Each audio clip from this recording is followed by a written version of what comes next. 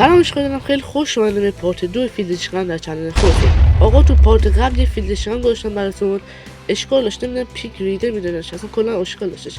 الان دو تا فیلدشکن براتون آوردم، پینگ زیر 100 بگه، یعنی راحت میشه پلی بده بدون لگ یا هیچی. حتما تا آخر ویدیو نگاه کنید. آقا فیلدشکن ها من وسط ویدیو میذارم، یک دفعه وسط ویدیو، اول ویدیو منو نیستش کجا میذارم، پس حتما تا آخر ویدیو همراه ما باشید. و اول کار زیر از تلرینگ سریع با هم استارت میکنیم، چند هد میزنم و بعد فیلدشکن بهتون میدم دیگه. حتما تا آخر ویدیو نگاه کن. فیلدشکن رو یک دفعه وسط ویدیو میزنم. الان نگاه کن، پینگ رو با هم نگاه کنید، وایسید، پینگ خدایی نکن 100 خورده یه دیگه، اصلا 200 امکان نداره بشه. پینگ رو نکن، یه چند هد میزنم، زیاد نمیزنم. حتما تا آخر ویدیو نگاه کنید.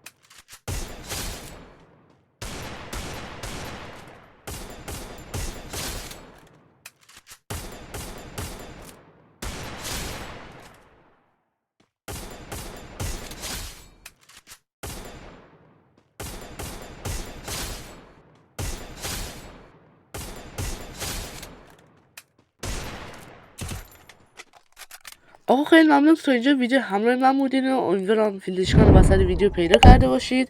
تا ویدیو بعدی، خدا نگهدار.